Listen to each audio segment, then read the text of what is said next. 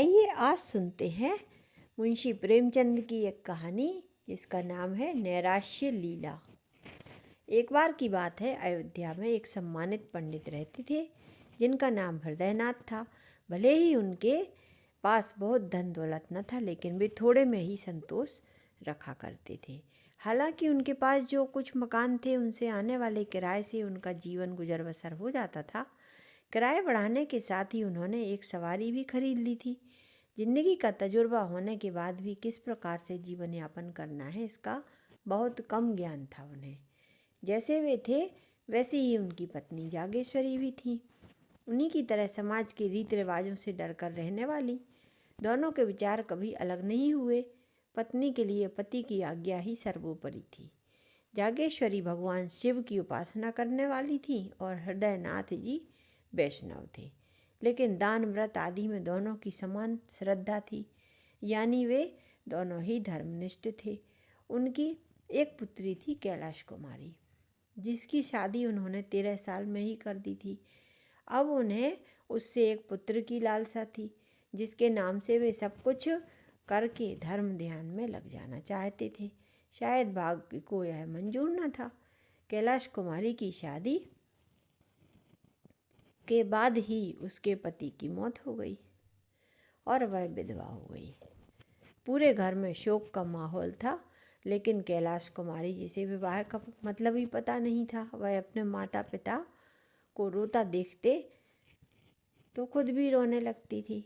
उसे नहीं पता था कि वे क्यों रो रहे हैं। वह तो सिर्फ अपने माता पिता को रोते देखती तो उनका अपने पति प्रेम देखकर रोने लगती। उस बेचारी को पति का मतलब भी मालूम नहीं था। वही जब भी माता पिता अपनी बेटी का चेहरा देखते तो दुख से और अधिक रोने लगते। कैलाश कुमारी को लगता कि महिलाएं पति की मृत्यु के बाद इसलिए दुखी होती हैं क्योंकि पति महिला और बच्चे का पालन पोषण करता है।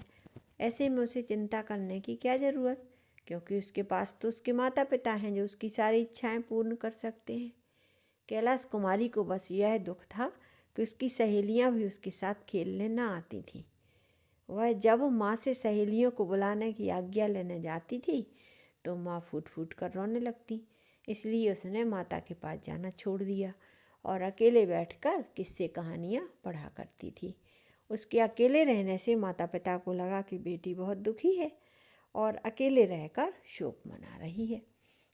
एक दिन पिता हृदयनाथ ने अपनी पत्नी से कहा कि मेरा मन करता है यहाँ से कहीं दूर चला जाऊं। अब मुझसे बेटी का दुख देखा नहीं जाता। जागेश्वरी ने कहा, हाँ, मैं भी यह सब नहीं देख सकती। भगवान, मुझे अब और नहीं जीना है। हृदयनाथ ने कहा, अगर हमारी बेटी दुखी रही तो बहुत बुरा होगा। हमें कुछ करना चाहिए। जागेश्वरी ने कहा, मेरी तो कुछ समझ में नहीं आ रहा है, आप ही बताइए क्या करना चाहिए। हृदयनाथ बोले, हम लोगों को इस प्रकार से मातम मनाना छोड़कर उसका दिल बहलाना चाहिए। तुम उसका मन कुछ ना कुछ मनोरंजन करके बहला दिया करो, उसके लिए अच्छा कुछ बना दिया करो। जागेश्वरी बोली, हाँ, मैं ऐसा ही करूँगी। पहले तो मैं उसे देखकर रो पड़ती थी, लेकिन मुझे खुद को संभाल कर उसको शोक दूर करना होगा। हृदयनाथ बोले, अब मैं भी उसके दिल को बहलाने का प्रयास करूँगा। हमें उसे हर समय मनोरंजन में लगाए रखना चाहिए। दोनों ने ऐसा विचार बनाया। फिर कैलाशी के लिए मनोरंजन के सामान इकट्ठा करना शुरू कर दिए। उससे हंसते हुए बातें करना, उसे घुमाने ले जाना, नदी में नाव की सैर कराना, कभी थिएटर ले जाकर नए नए नाटक दिखाना उनकी दिनचर्या का हिस्सा था। हृदयनाथ भी कभी उसे कश्मीर के दृश्य, कभी स्विट्जरलैंड की झांकी और झरने दिखाते तो कभी ग्रामोफोन पर गाने बजाकर सुनवाते। कैलाश कुमारी इस सब के खूब मज़े लेती। अब उसकी सहेलियां भी आने लगी थी। इस प्रकार कुछ साल कैसे निकल गए पता ही नहीं चला। कैलाशी को इन सब की आदत हो गई थी और वह बिना इन सब के एक भी दिन चैन से नहीं रह पाती थी। उसे थिएटरों, फिर सिनेमा, उसके बाद मैस्मरिज्म और हिप्नोटिज्म वाले नाटकों की आदत हो गई थी। साथ ही में ग्रामोफोन पर आने वाले नए रिकॉर्ड भी वह सुनती थी और नए संगीत की लत भी लग गई थी। उसे अब बाहरी दुनिया से कोई मतलब नहीं था। वह तो अपने काल्पनिक संसार में डूबी रहती थी। कैलाशी अपनी सहेलियों से भी घमंड भरी बातें करती और कहती कि यहाँ के लोगों को जिंदगी जीना नहीं आता है, जीवन तो विदेशों के लोग जीते हैं मनोरंजन के साथ, इसलिए वे इतना खुश रहते हैं। किसी भी कार्यक्रम में माँ और बेटी साथ जाते थे। उनका इस प्रकार से बाहर घूमना और सैर सपाटा लोगों से देखा नहीं गया। लोगों का मानना था कि विधवा औरतों को तो पूजा पाठ तीर्थ व्रत करने चाहिए, यह मनोरंजन के साथ उनके लिए नहीं होते हैं। कैलाशी के माता पिता को शर्म करना चाहिए, इस प्रकार से उन्होंने अपनी बेटी को सिर पर चढ़ा रखा है।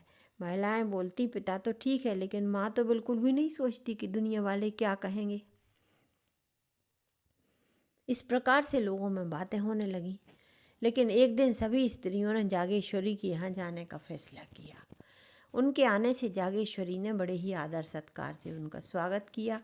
फिर कुछ देर यहाँ वहाँ की बातों के बाद एक स्त्री ने कहा कि बहन, तुम तो आराम से हो और तुम्हारे दिन हंसी खुशी में निकल जाते हैं, हमारे लिए तो हर दिन पहाड़ जैसा कटता है। मैं अभी सुना रही हूँ मुंशी प्रेमचंद की कहानी अंधेर, और मेरी चैनल को सब्सक्राइब कीजिएगा, लाइक एंड शेयर कीजिएगा, ताकि मैं और अच्छी अच्छी कहानियाँ आपके लिए लेकर आ सकूं। तभी दूसरी औरत ने कहा, आखिर तुम्हारे पास इतना समय कैसे मिल जाता है? हमारा दिन तो चूल्हा चक्की करते हुए ही निकल जाता है। जब समय मिलता है तो कभी बच्चे को संभालो तो कभी घर वालों को, हम तो पूरी कठपुतलियों के जैसे नाचते रहते हैं। तभी तीसरी औरत ने व्यंग करते हुए कहा, इसमें सोचने वाली बात क्या है? यह सब करने के लिए जागेश्वरी जैसा कलेजा चाहिए। तुम लोग तो राज सिंहासन पर बैठने के बाद भी रोती ही रहोगी। इस बात पर एक वृद्ध महिला बोल उठी, ऐसा दिल किस काम का जो दुनिया कितना भी मजाक उड़ाए फिर भी किसी को कुछ फर्क न पड़े। वह दिल किसी पत्थर से कम नहीं। हम गृहिणी हैं और हमारा काम गृहस्थी को संभालना है, मौज मस्ती करना नहीं। महिलाओं के द्वारा इस प्रकार बातें कहे जाने और मजाक उड़ाए जाने पर जागेश्वरी ने अपना सिर नीचे कर लिया। महिलाओं का काम हो चुका था। उनका उद्देश्य उसके मन को तड़पाना था, जागेश्वरी को सबक देना था। महिलाओं के जाने के बाद उसने यह सब अपने पति से कहा। वह मायूस होकर बोलने लगे कि अब क्या करें? जागेश्वरी बोली, आप ही कुछ विचार करिए। हृदयनाथ लंबी सांस छोड़ते हुए बोले, पड़ोसियों ने मजाक उड़ाया है और यह तो एक दिन होना ही था, और यह सही भी है। मुझे खुद पता चल रहा है कि कैलाशी के हाव भाव बहुत बदल गए हैं। विधवाओं का यह सब करना ठीक नहीं, अब यह सब बंद करना होगा। जागेश्वरी टोकते हुए बोली, पर कैलाशी को तो टोकने से बुरा लगेगा और उसे तो इन सब की आदत हो गई है, कैसे रहेगी वह इनके बिना? हृदयनाथ बोले, हमें यह सब रोकना तो पड़ेगा। धीरे धीरे घर का माहौल बदलने लगा। हृदयनाथ शाम को ग्रामोफोन की जगह धर्म ग्रंथ पढ़कर सुनाने लगे। घर में माँ और बेटी धर्म निष्ठा का पालन करने लगी, संयम और उपासना करने लगी। गुरुजी ने कैलाशी को दीक्षा दी। गुरु से मिलने वाली शिक्षा भी उसे मिली और सभी महिलाओं ने वहाँ आकर उत्सव मनाया। अब माँ बेटी गंगा स्नान करने जाती, मंदिर जाती और एकादशी का निर्जला व्रत रखती। गुरुजी कैलाशी को रोजाना संध्या के समय धर्मोपदेश देते। कैलाशी को कुछ दिनों तक तो यह सब कष्टप्रद लगा, लेकिन थोड़े ही दिनों में उसे इन सब में रुचि होने लगी। उसने मनोरंजन का मार्ग छोड़कर अध्यात्म और त्याग का मार्ग अपना लिया। उसे पति और अपनी स्थिति का मतलब समझ में आने लगा। अब उसने प्रायश्चित करने का मन बना लिया था। वह संतों, साधु महात्माओं की सेवा करती और यहाँ तक कि 3 साल में ही उसने संन्यास लेने का सोच लिया। जैसे ही माता पिता को इस बात का पता चला, उन्होंने अपना सिर पकड़ लिया। माँ ने कहा कि बेटी, अभी संन्यास लेने की तुम्हारी उम्र तो नहीं है, ऐसी बातें मत सोचो। कैलाशी ने कहा, माँ, इन सब झंझटों को जितनी जल्दी छोड़ दिया जाए उतना ही अच्छा है। हृदयनाथ ने कहा, क्या घर में रहकर इन सब से मुक्ति नहीं मिल सकती है? तभी माँ ने कहा, इन सब से बदनामी होगी। कैलाश कुमारी बोली, जो भगवान के चरणों में अर्पण हो जाते हैं उन्हें बदनामी की चिंता कहाँ होती है। जागेश्वरी ने समझाया, बेटी हमें तुम्हारा ही आसरा है, अगर तुमने संन्यास ले लिया तो हम किसके सहारे जिएंगे। कैलाश कुमारी बोली, भगवान ही सबका सहारा है माँ, हम इंसान उसके सामने क्या चीज़ है। अगले रोज़ यह बात मोहल्ले वालों को पता चल गई। शुरू से मैं तो उन्होंने आपस में ही खूब मजाक उड़ाया, लेकिन फिर कुछ पुरुष इस गुत्थी को सुलझाने के लिए हृदयनाथ के यहाँ आए। एक सज्जन बोले, क्या तुमने सुना है कि डॉक्टर गौड़ का हुआ प्रस्ताव बहुत अधिक मतों से मान लिया गया है। दूसरे व्यक्ति ने कहा, ये लोग हिंदू धर्म का नाश करेंगे। तीसरे व्यक्ति ने कहा, नाश तो होगा ही, जब हमारे ही साधु महात्मा मासूम लड़कियों को बहकाने लगे हैं। हृदयनाथ बोले, मेरे साथ भी ऐसा ही हुआ है, आपको तो पता ही है सब कुछ। पहले व्यक्ति ने कहा, आपके ही नहीं हमारे साथ भी हो रहा है। हृदयनाथ बोले, आप लोग ही कोई रास्ता निकालिए। पहले व्यक्ति ने कहा, आपने उसे समझाया नहीं था क्या। हृदयनाथ बोले, बहुत समझाया, वह नहीं मानती, अब हार गया, किसी की कुछ नहीं सुनती। तीसरे व्यक्ति ने कहा, उसे इस मार्ग पर लाना नहीं था। पहले व्यक्ति ने कहा, पर अब पछताने से क्या होगा। कुछ लोगों की सलाह है कि विधवाओं से अध्यापिका का काम करवाना चाहिए। दूसरे व्यक्ति ने कहा, सलाह तो अच्छी है, आस पड़ोस की कन्याएं पढ़ने को आ जाएंगी और लड़की का भी मन लगा रहेगा। हृदयनाथ ने कहा, मैं उसे फिर से समझाऊंगा। जैसे ही लोग गए, हृदयनाथ ने कैलाश कुमारी को समझाने का प्रयास किया। पहले तो हृदयनाथ को कैलाश कुमारी को समझाने में कठिनाई हुई, लेकिन धीरे धीरे कैलाशी की सोच बदलने लगी और वह मान गई। हृदयनाथ ने मोहल्ले वालों की बच्चियों को जोड़कर पाठशाला शुरू कर दी। पंडित जी खुद कैलाशी के साथ पाठशाला में पढ़ाने लगे। कुछ ही दिन में पाठशाला चल निकली। दूसरे मोहल्लों की बालिकाएं भी उसमें आने लगीं। कैलाश कुमारी पूरे दिन लड़कियों के साथ रहती, पढ़ाने के साथ साथ ही उनके साथ खेलती, सिलाई सिखाती रहती। पाठशाला अब एक परिवार बन गया था। किसी भी लड़की के बीमार होने पर कैलाश कुमारी उसके घर जाकर उसकी सेवा करती। एक दिन की बात है कि पाठशाला की एक बच्ची को चेचक निकल आया। तब कैलाशी उसके घर उसकी तबीयत के बारे में पूछने गई। लड़की की तबीयत ज़्यादा ही खराब थी। कैलाशी को देखकर ऐसा लगा कि उसके सारे दुख भाग गए। 1 घंटे के बाद कैलाशी जब जाने लगी तो लड़की रोने लगी। लड़की उसे छोड़ने के लिए तैयार नहीं थी। हृदयनाथ जब भी कैलाशी को बुलाने के लिए आदमी भेजते, वह मना कर देती। कैलाशी 3 दिन तक लड़की के पास ही रही। अगले दिन जब लड़की की तबीयत में सुधार हुआ तो वह घर आ गई, मगर जैसे ही नहाने के लिए तैयार हुई तभी एक आदमी दौड़ता हुआ आया। कहने लगा, लड़की की हालत नाजुक हो रही है, वह आपको ही याद कर रही है। हृदयनाथ ने गुस्से में कहा कि किसी अस्पताल से नर्स को बुला लो। कैलाश कुमारी, बाबा आप गुस्सा मत हो, उसकी जान बचाने के लिए मैं 3 महीने तक उसकी सेवा कर सकती हूँ। हृदयनाथ बोली, तो फिर पाठशाला कौन संभालेगा। कैलाशी बोली, कुछ दिन आप संभाल लो, जैसे वह अच्छी होगी मैं आ जाऊँगी। हृदयनाथ बोले, बेटी बात को समझो, यह बीमारी छूने से फैलती है। कैलाशी बोली, अगर मर गई तो आपकी ही विपत्ति तो टलेगी। इतना बोलकर वह बिना भोजन किए वहाँ से चली गई। हृदयनाथ जोगेश्वरी से कहने लगे, मुझे लगता है जल्दी ही पाठशाला को बंद करना होगा। जागेश्वरी बोली, आपने सही कहा, आखिर पाठशाला को संभालेगा कौन। हृदयनाथ ने कहा, मैं भी क्या करूं, जो भी उपाय करता हूं कुछ ही दिनों में हमें ही मुसीबत में डाल देता है। मुझे अब बदनामी का डर सताने लगा है, क्योंकि लोग कहेंगे कि लड़की पराए लोगों के घर आती जाती है, कई कई दिनों तक वहीं रहती है। जागेश्वरी बोली, तो आप उसे पढ़ाने से मना कर दीजिए, और क्या कहें। कैलाश कुमारी के वापस आने तक हृदयनाथ पाठशाला बंद कर चुके थे।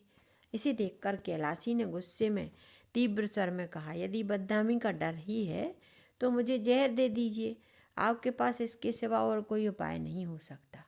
हृदयनाथ ने उसे समझाया, बेटी इस संसार में रहना है तो संसार के अनुसार ही काम करना पड़ेगा। कैलाशी बोली, अगर ऐसा है तो मुझे बताइए, ये लोग आखिर चाहते क्या है मुझसे। मैं क्यों संसार के नियमों को निभाने के चक्कर में एक कठपुतली बनूं। मेरे अंदर भी जान है, मुझे भी जीने की चाहत है। मैं अपने आप को दुखिया नहीं मान सकती और ना ही रोटी का एक टुकड़ा खाकर रह सकती हूँ। बताइए मैं ऐसा क्यों करूँ। ये लोग मुझे जो चाहे समझें, लेकिन मैं अभागनी तो नहीं। मुझे पता है कि खुद के आत्मसम्मान की रक्षा कैसे करनी है।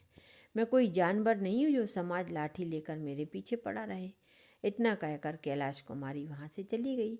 इसके बाद से वह अपनी लाचारी और स्त्रियों की बेबसी के बारे में सोचने लगी।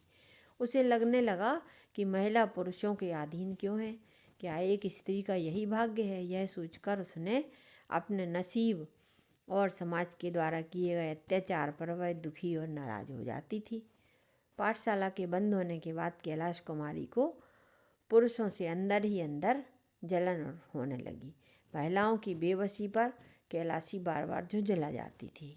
एक दिन की बात है, उसने अपने बाल गूंथ कर जूड़े में गुलाब का फूल लगा लिया।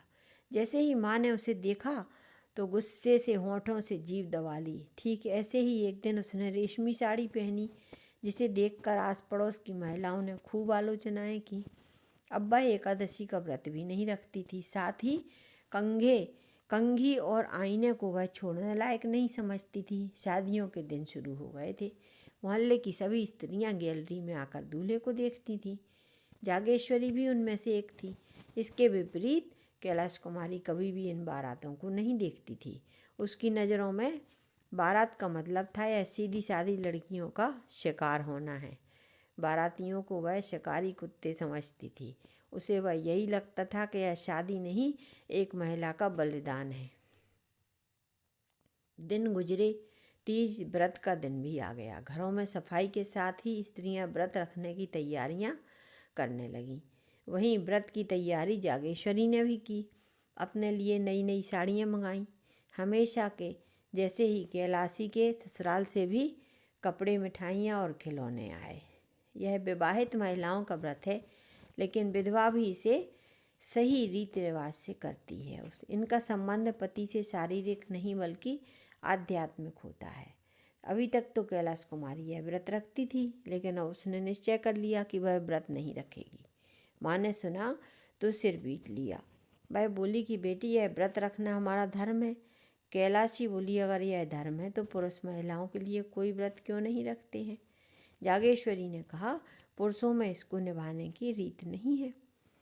कैलाशी बोली, वो इसलिए कि जितनी महिलाओं को मर्दों की जान प्यारी है, उतनी मर्दों को महिलाओं की जान प्यारी नहीं। जागेश्वरी बोली, तू ही बोल कि महिलाएं मर्दों की बराबरी करें भी तो कैसे? उनका धर्म तो है अपने पति की सेवा। कैलाश कुमारी ने कहा, यह मेरा धर्म नहीं है। मेरा धर्म केवल आत्मरक्षा है और कुछ नहीं। जागेश्वरी बोली, बेटी एक बार फिर सोच ले, गजब हो जाएगा। क्या कहेगी ये दुनिया? कैलाश कुमारी बोली, क्या माँ, आप फिर उसी दुनिया को लेकर बैठ गई। मुझे खुद की आत्मा के अलावा किसी का भी डर नहीं है।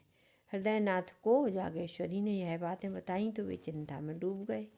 उनके मन में हुआ, क्या मतलब है इन सब का? क्या उसके अंदर आत्मबोध हुआ है, या फिर यह सब नैराश्य है? वैसे भी जब धनहीन व्यक्ति का कष्ट दूर नहीं होता तो लाज को तो वह छोड़ ही देता है। इसमें कोई शक नहीं कि नैराश्य यानी निराशा ने ही यह रूप ले लिया है।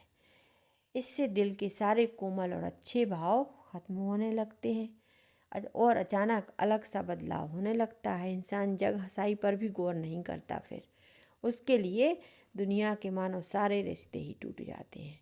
इसी को नैराश्य अर्थात निराशा की आखिरी स्थिति माना जाता है। हृदयनाथ अपने विचारों में खोए हुए थे। तभी जागेश्वरी ने पूछा, अब क्या करेंगे?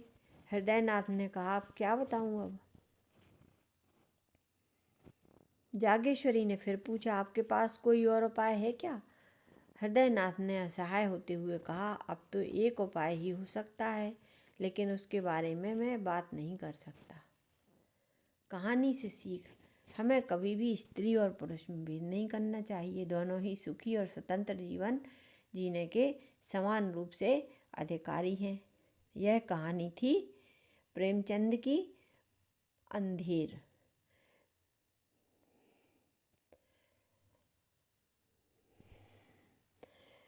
मित्रों, इसी के साथ मैं विदा लेती हूँ।